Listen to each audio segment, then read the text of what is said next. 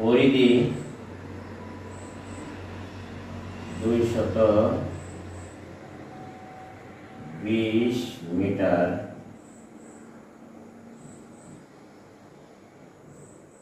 এখানে দেওয়া আছে।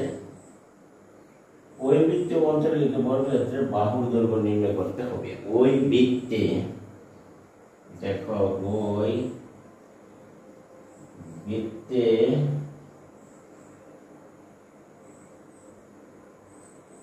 অন্তর্লিখিত, দেখো অন্তর্লিখিত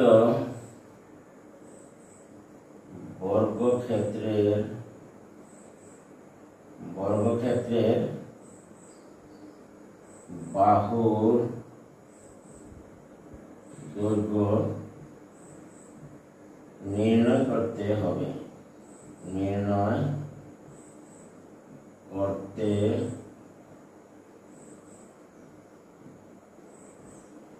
হবে।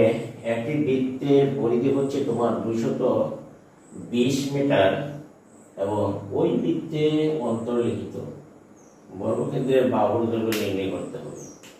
তাহলে আমরা ধরি যে মনে করি যে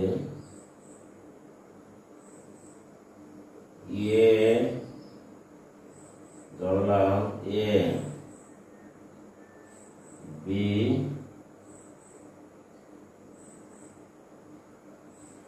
সি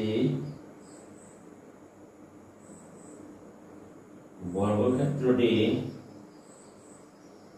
বৃত্তে অন্তর্লিখিত হয়েছে।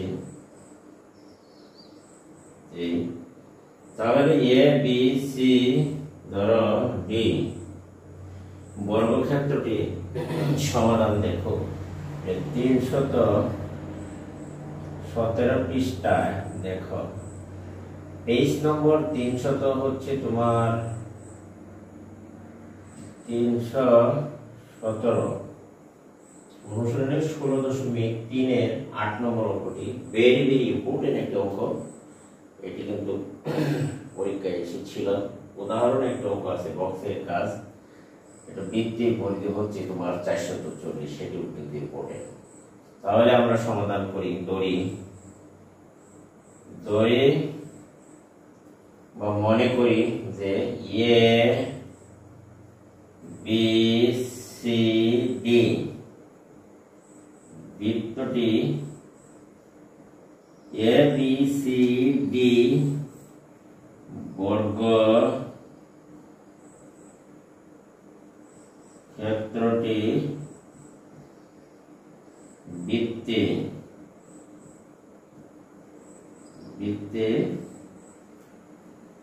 অন্তর্লিখিত হয়েছে।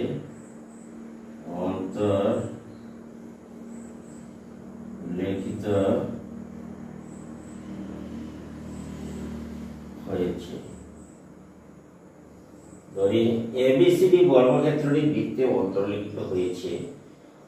এখন আমরা ধরে নিই যে বর্গক্ষেত্রের প্রত্যেক বাহুর দৈর্ঘ্য এবং বৃত্তের ব্যাসার্ধ যদি আমরা ধরি, এখানে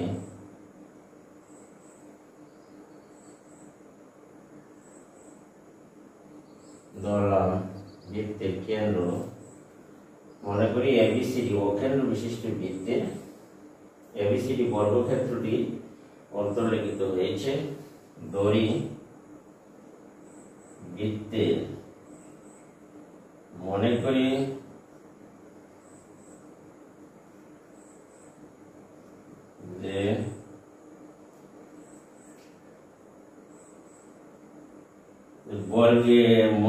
যে বৃত্তের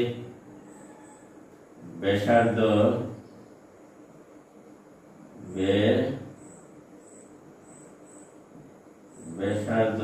ধরলাম, আর বৃত্তে অন্তর্লিখিত বর্গক্ষেত্রের বাহুর দৈর্ঘ্য বৃত্তে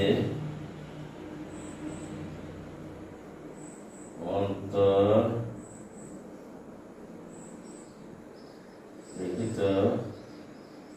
বর্গক্ষেত্রের বাহুর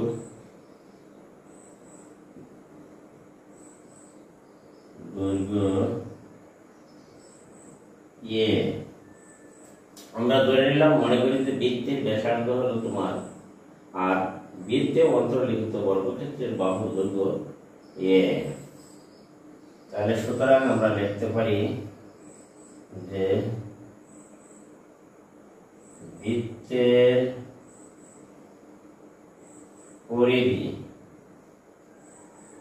পরিধি সমান হচ্ছে তোমার 2πr, এবং বৃত্তে অন্তর্লিখিত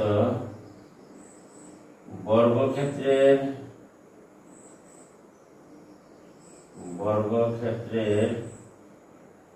কর্ণের দৈর্ঘ্য, তোমার কর্ণের দৈর্ঘ্য হবে √2 × a।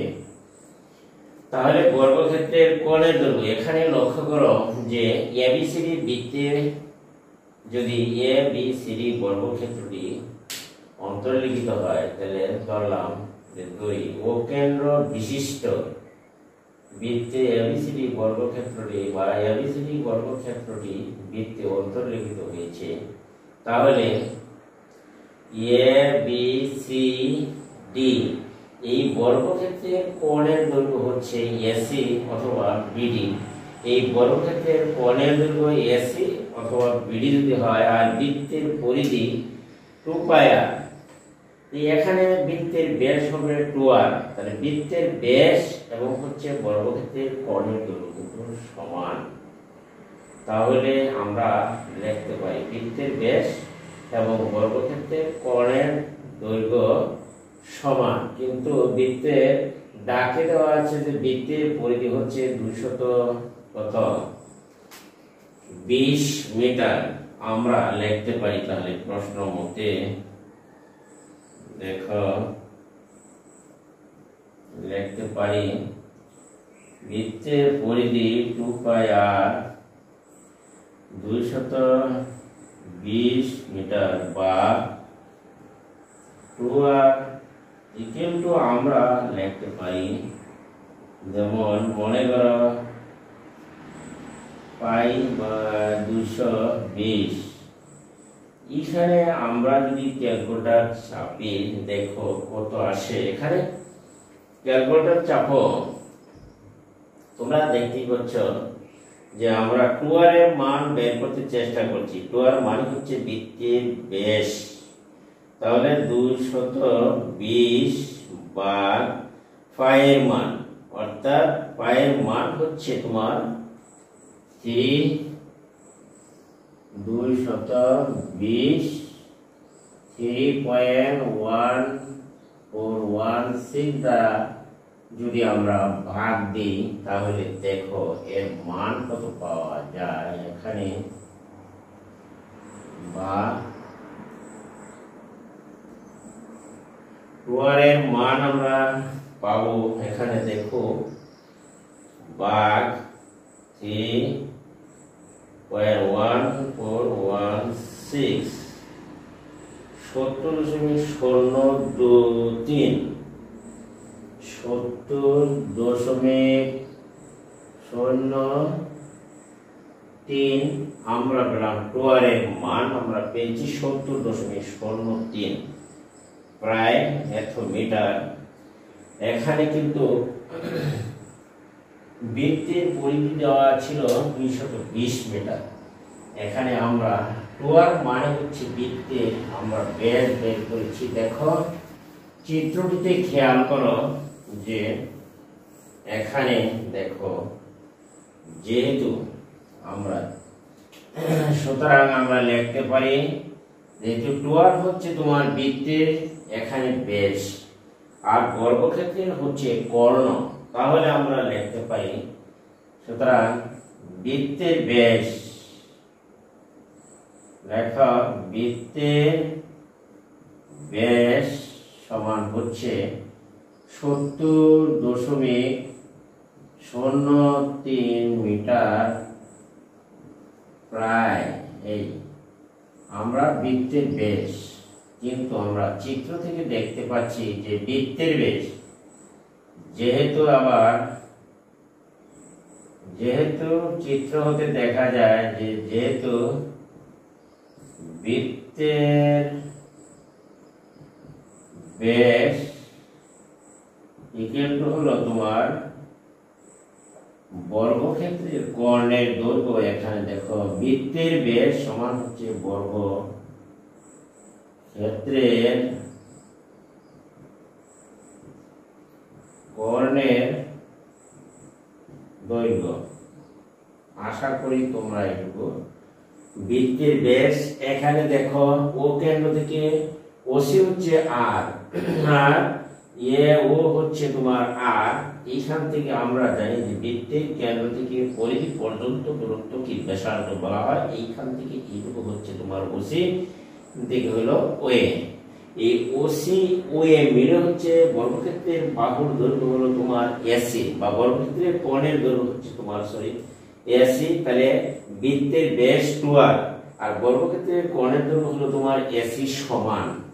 কাজেই আমরা লিখতে পারি যে বর্গক্ষেত্রের কোণের দৈর্ঘ্য আমরা এখানে লিখে রাখছি সূত্র। আমরা ধরেছিলাম যে বর্গক্ষেত্রের কোণের দৈর্ঘ্য হচ্ছে তোমার √2 * a। কাজেই আমরা লিখতে পারি প্রশ্ন মতে যে বর্গক্ষেত্রের কোণের দৈর্ঘ্য √2 * a কিন্তু আমরা লিখতে পারি 70.03 মিটার প্রায়, অথবা আমরা লিখতে পারি 70.03 মিটার। রোডের মান দ্বারা যদি তুমি ভাগ করো তাহলে আমরা বর্গক্ষেত্রের এখানে বাহুর দৈর্ঘ্য পেয়ে যাই। বা এখানে যে অঙ্কটি আমরা সমাধান করছি এটি কিন্তু অত্যন্ত একটি গুরুত্বপূর্ণ এবং ইম্পর্টেন্ট একটি অঙ্ক, সেটা তোমরা মনোযোগ সহকারে এখান থেকে দেখে নিবা। এখন আমি যদি এই √2 মান দ্বারা যদি ভাগ করি, দেখো √2 মান আমরা জানি 1.4142, 70.03।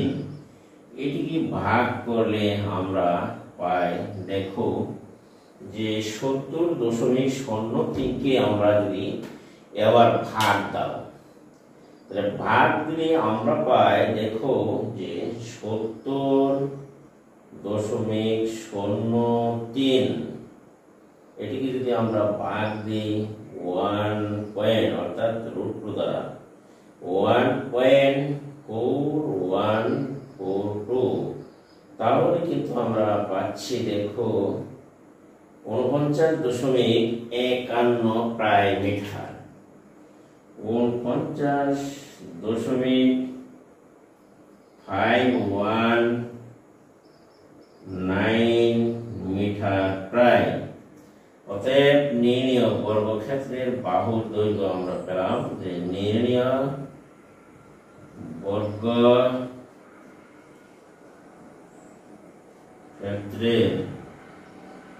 বর্গক্ষেত্রে এখানে দেখো বর্গক্ষেত্রে বাহুর দৈর্ঘ্য পেলাম 49.519 মিটার প্রায়। এই ছিল আজকের এই 8 নম্বর অঙ্কটির সমাধান, এখানে শেষ হলো। আশা করি প্রিয় শিক্ষার্থী বন্ধুরা তোমরা আজকে এটি বুঝতে পেরেছ। অঙ্কটি অত্যন্ত একটি ইম্পর্টেন্ট এবং গুরুত্বপূর্ণ অঙ্ক, এটি সৃজনশীল আসতেও পারে। এখানে তোমরা এটি ভালো করে খাতায় উঠিয়ে প্র্যাকটিস করবা এবং তোমরা অবশ্যই প্র্যাকটিস করলে অঙ্কগুলো সহজ এবং ইজি বা সহজ মনে হবে। আশা করি তোমরা সে কাজটি করবে অবশ্যই প্রিয় ছাত্রছাত্রীরা। এখন আমি যাব তোমার পরবর্তী আরেকটি অঙ্ক আছে। এখানে একটি বৃত্তের যদি একটি সমবাহু ত্রিভুজের পরিসীমার সমান, এটি তাহলে আমরা এবার মুছে নিতে পারি। তাহলে চলো আমরা পরবর্তী অঙ্কটিতে যাই। এখানে আমরা এটি মুছে নেই। দেখো যে পরবর্তী অঙ্কটি আমরা দেখতে পাচ্ছি, এইখানে দেখো যে একটি 9 নম্বরে দেখো যে প্রশ্নটা হলো একটি বৃত্তের পরিধি একটি সমবাহু ত্রিভুজের পরিসীমার সমান। দেখো সমস্যাটি হলো যে একটি বৃত্তের পরিধি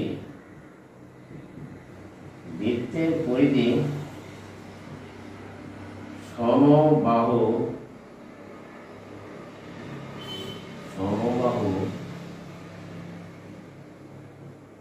ত্রিভুজের সমান।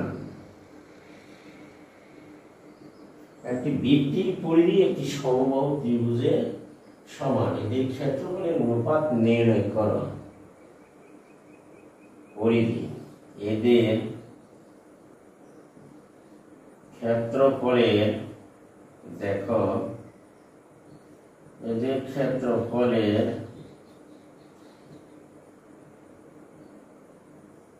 অনুপাত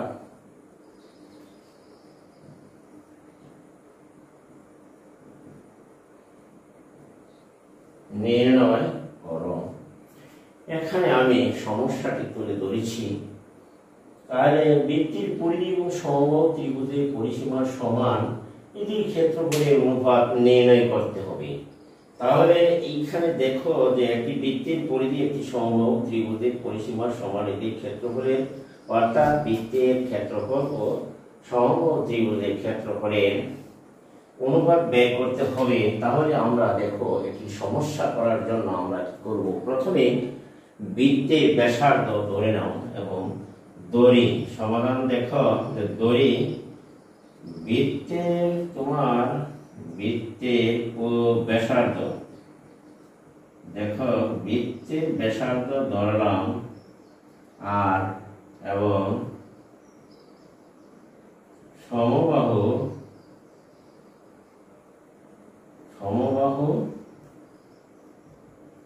ত্রিভুজের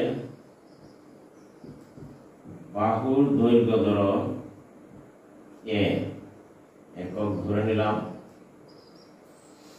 অতএব বৃত্তের পরিধি যেহেতু একটা বলা হচ্ছে এখানে, যেহেতু একটি বৃত্তের পরিধি সমবাহু ত্রিভুজের পরিসীমার সমান, এদের ক্ষেত্রফলের অনুপাত নির্ণয় করতে হবে সমবাহু ত্রিভুজের পরিসীমা। তাহলে আমরা লিখি অতএব বৃত্তের পরিধি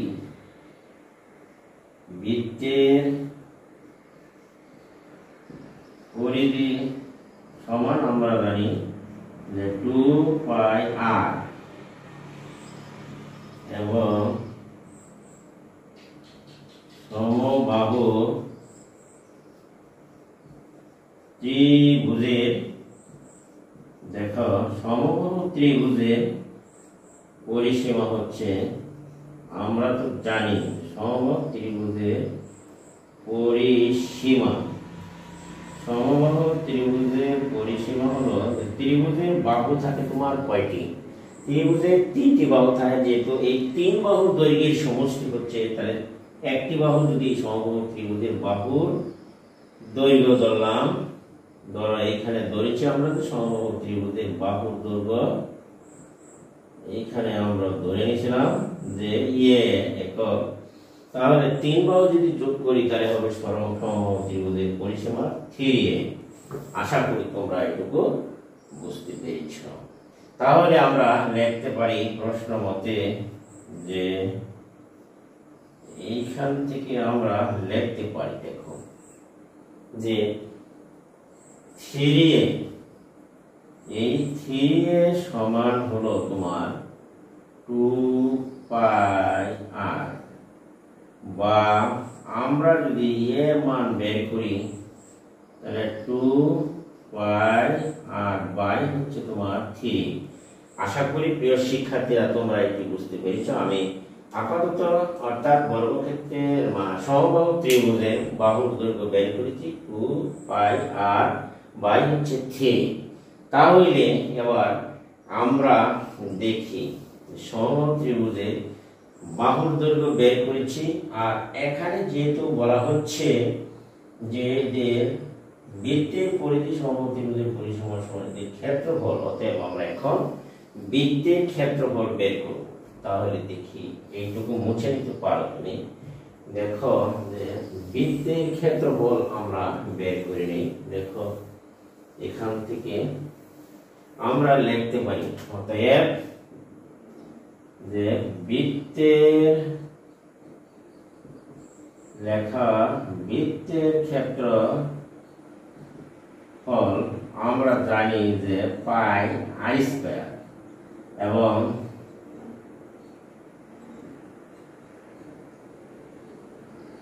সমবাহু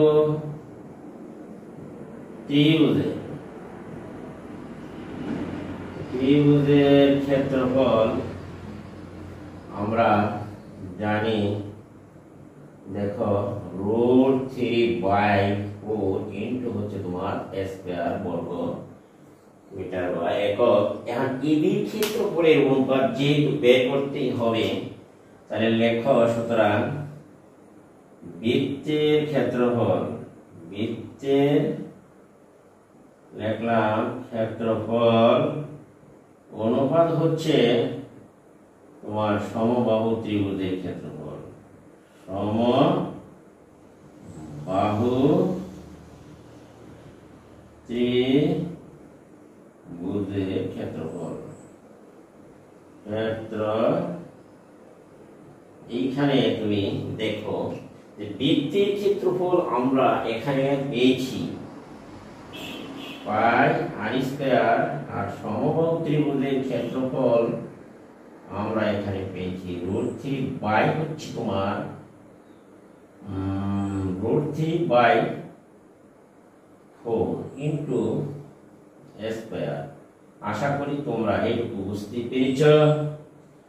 তাহলে আমরা এটিকে লিখতে পারি দেখো যদি আমরা লিখি পাই অনুপাতের পূর্ব রাশি কিন্তু উপরে যায়, আর এটিকে যদি আমরা লিখি দেখো যে √3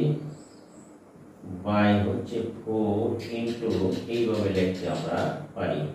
আর এর মান যদি আমরা বসিয়ে দেই দেখো যে এর মান এইভাবে আমরা লিখতে পারি, পূর্ব রাশি উপরে আর উত্তর রাশি নিচে চলে আসে, তাহলে কিন্তু আমরা সেটি কিন্তু লিখতে পারি। এইখানে আমরা আবার এখন যদি একটু কাজ করে নেই দেখো যে বৃত্তের পরিধি পাই আর স্কয়ার বাই হচ্ছে √3/4 ইনটু তুমি দিতে পারো যে 2π আর এর বাই হচ্ছে তোমার 3। এখানে এইটুকু হোল স্কয়ার করতে তুমি পারো। তাহলে আমরা কিন্তু এখানে লিখতে পারি দেখো যে পাই আর স্কয়ার √3/4, এখানে থাকছে তোমার অবশিষ্ট 9, এইখানে হচ্ছে তোমার 4π² আর স্কয়ার। এই 4 এর পরে যদি তুমি কাটো এখানে জায়গা কাটাকাটি, আর আমরা এখন যদি উপরে যাই দেখো তাহলে আবার এই নিচের আর এর সাথে যদি তুমি উপরে একটি আর কাটো থাকছে অবশিষ্ট, আর এই পাওয়ারের সাথে এই পাইয়ের কাটা কুটি করলাম শেষ। তাহলে উপরে থাকছে শুধু 1 থাকছে, আমরা এইটুকু মুছে নিতে পারি দেখো। তাহলে আমরা লিখতে পারি দেখো এখানে বা এইটুকু যদি আমরা লিখি তাহলে আমরা উপরে চলে যাই দেখো এইখানে অবশিষ্ট রইল তোমার 1, আর নিচে আছে √3 ইনটু পাই বাই হচ্ছে তোমার 9। এইটুকু তোমার অবশিষ্ট রয়ে গেল। এখন আমরা যদি এর পরের টুকু যদি আমরা লিখি দেখো এখানে আমরা লিখতে পারি 1/, এখানে লেখা যায় √3 ইনটু হচ্ছে তোমার পাই, আর এইটুকু 9 ভেঙে আমরা লিখতে পারি 3, বা আমরা যদি লিখি যে √3 ইনটু হচ্ছে পাই। এখানে আমরা 3 কে যদি আমরা লিখি 3 রুট ইনটু রুট 3, একটা 3 লিখে দিলাম, এইটুকু কাটাকুটি যায়, তাহলে আমার উপরে থাকছে 1 আর এদিক তোমার থাকছে পাই বাই হচ্ছে 3 রুট 3। আমরা যদি এটুকে যদি ক্রস গুণন বা উল্টি দেই তাহলে আমরা লিখতে পারি 3 রুট 3, এখানে থাকছে তোমার পাই, তাহলে আমরা এটিকে লিখতে পারি পাই 3 রুট 3 বা অনুপাতের পূর্ব রাশি উপরে উত্তর রাশি যায় পরে, তাহলে আমরা লিখতে পারি 3 রুট 3 ডট, এখানে হচ্ছে তোমার পাই। এই হচ্ছে নির্ণয় আনসার, অর্থাৎ বৃত্তের ক্ষেত্রফল এবং হচ্ছে সমবাহু ত্রিভুজের ক্ষেত্রফলের অনুপাত এখানে আমরা বের করেছি 3 রুট 3 কিন্তু বা ইস্ট হচ্ছে তোমার এখানে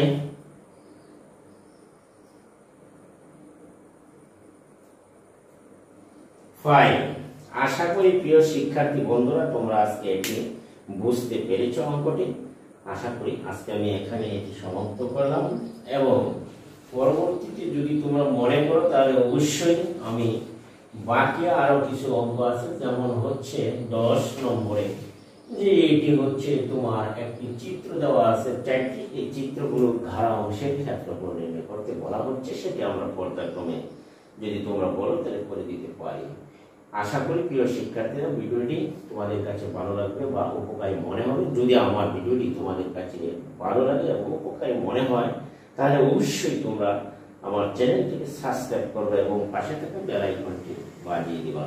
ভিডিওটি বন্ধু বান্ধবের কাছে শেয়ার করে দেবা, একটি কমেন্ট একটি লাইক অবশ্যই করে দেবা। আজকে আমি এখান থেকে বিদায় নিচ্ছি। আল্লাহ হাফেজ।